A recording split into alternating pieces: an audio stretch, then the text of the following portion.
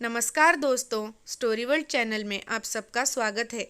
आज की कहानी है जिम्मेदारी। कहानी को पूरा सुने, अच्छी लगे तो लाइक, शेयर और चैनल को सब्सक्राइब कर देना। धन्यवाद। मेरे पापा की तबीयत खराब है, इसलिए वो नहीं जाएंगे।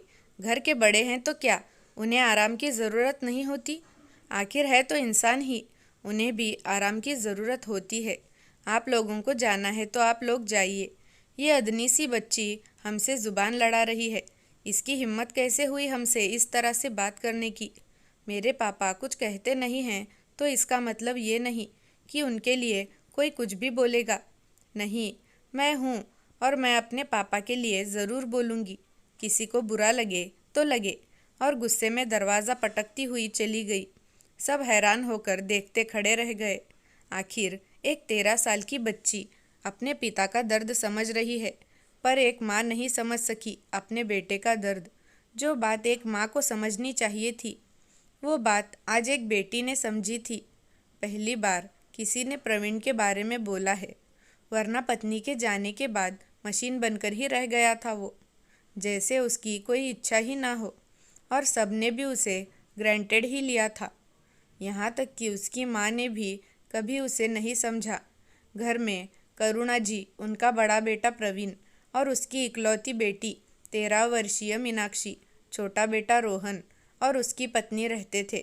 मीनाक्षी जब 5 साल की थी तब ही उसकी माँ की एक रोड एक्सीडेंट में मृत्यु हो गई थी। प्रवीण की पत्नी की मृत्यु के बाद तो कुछ दिनों तो सब ने उसे दूसरी शादी के लिए कहा, पर जब वो तैयार नहीं हुआ तो सब चुप हो गए। प्रवीण शुरू से ही जिम्मेदार पिता और बेटा रहा है। उसने हमेशा अपने परिवार को ही सर्वोपरि रखा है और उसकी इसी आदत का फ़ायदा रोहन और शालिनी उठाते थे। पर यह बात करुणा जी को कभी नज़र नहीं आई, क्योंकि शायद उनकी ममता रोहन के लिए ज़्यादा थी। रोहन घर में पैसा खर्च करने से हमेशा बचा करता था। महीने के 5,000 देकर वो अपनी जिम्मेदारी की इतिश्री कर लेता था। घर के खर्चों की जिम्मेदारी प्रवीण के ऊपर ही थी, क्योंकि करुणा जी के अनुसार उसकी सिर्फ एक बेटी थी। पर प्रवीण ने कभी अपनी जिम्मेदारी से मुंह नहीं मोड़ा। उसका मकसद अब सिर्फ अपनी बच्ची को अच्छी परवरिश देना था। आखिर परिवार में रहकर बेटी पल जाएगी, ये सोचकर वो हमेशा चुप रह जाता था, क्योंकि जब भी उसने बोलने की कोशिश की, करुणा जी ने उसे ही डांट कर चुप करा दिया था। तेरा कौन सा परिवार है जो तू इतना सा भी नहीं कर सकता? ले देकर एक बेटी है, वो तो परिवार में ही पल रही है। वो भी एक दिन शादी करके ससुराल चली जाएगी। रोहन का परिवार ही तो तुझे आगे संभालेगा। दिन भर तो हम ही संभालते हैं तेरी बेटी को। रिश्तेदारी में जहाँ भी देने का काम होता वहाँ प्रवीण को ही जाना होता था, लेकिन हाँ, जहाँ से कुछ मिलना होता वहाँ रोहन और उसकी पत्नी पहुँच जाते थे।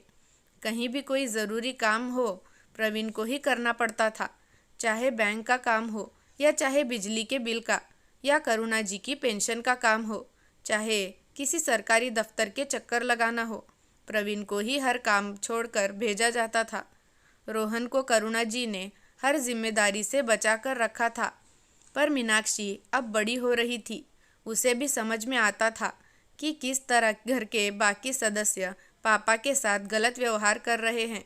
सारी जिम्मेदारी सिर्फ उसके पापा के ऊपर ही थी, और अगर वो कभी किसी काम के लिए कुछ कहते हैं तो चाचा चाची और दादी तीनों ही हंगामा कर देते हैं। और आज यही हुआ। प्रवीण को रात से तेज़ बुखार था। हालांकि दवाई लेने के कारण अभी बुखार कम हो गया था, पर बुखार था तो सही। पर करुणा जी को आज रिश्तेदारी में जाना था। उनके मायके में कोई गुजर गया था और इसके लिए वह प्रवीण को ही बुला रही थी। उनके और रोहन के अनुसार प्रवीण बड़ा बेटा है तो उसे ही जाना चाहिए। पर जब उन्होंने प्रवीण को आवाज़ लगाई तो मीनाक्षी वहाँ आ गई और उसने दो टुक जवाब दे दिया कि मेरे पापा कहीं नहीं जाएंगे। बस उसके बाद ही ये सब बहस शुरू हुई थी। पर एक बच्चे के कहने से घर के लोग चुप हो जाए, वो हो तो नहीं सकता। तो करुणा जी, शालिनी और रोहन ने अपने ही राग शुरू कर दिए। भाई साहब खुद नहीं बोल सकते थे क्या, जो बेटी को आगे कर दिया। अच्छे से इज्जत उतारी है हम तीनों की। शालिनी ने कहा। रोहित भी कहाँ पीछे रहने वाला था। देखा माँ, ये है आपकी इज्जत। अब इस घर में आपको बच्चे भी सुना जाएंगे। हमने तो इसलिए कहा था कि भाई बड़ा है घर में, और ऐसी जगह पर ऐसे काम में भाई का जाना ज़्यादा बेहतर होता है, उन्हीं का मान बढ़ता है। पर हमें क्या पता था कि इतनी सी बच्ची सुना जाएगी। करुणा जी भी कहाँ पीछे रहने वाली थी। आंखों में आंसू भर के ज़ोर ज़ोर से रोना धोना शुरू कर दिया। मेरे ही काम करते सबको रोना आता है, इससे अच्छा तो मैं तेरे पिताजी के साथ ही दुनिया से चली जाती। कम से कम ये दिन तो ना देखना पड़ता। किस्मत ही खराब है मेरी, मेरे ही घर में मुझे ये सब सुनाया जा रहा है। वो तो मकान मेरे नाम पर है, नहीं तो धक्के देकर निकाल ही देते। काफ़ी देर से कमरे में चुपचाप सुन रहे प्रवीण से अब रहा नहीं गया। आखिर वो उठकर बाहर आया। क्या हुआ माँ, आप मीनाक्षी की बात का इतना बतंगड़ क्यों बना रही हो? बच्ची ही तो है। बच्ची ही है, पर इतना सुना गई। तेरे लिए सिर्फ तेरी बच्ची ही है, मैं तो कुछ हूँ ही नहीं।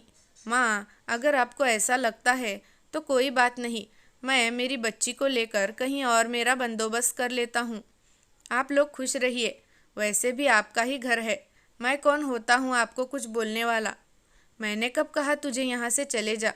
अभी आपने नहीं कहा कि ये मकान मेरे नाम पर है, नहीं तो मुझे घर से धक्के मारकर निकाल दिया जाता।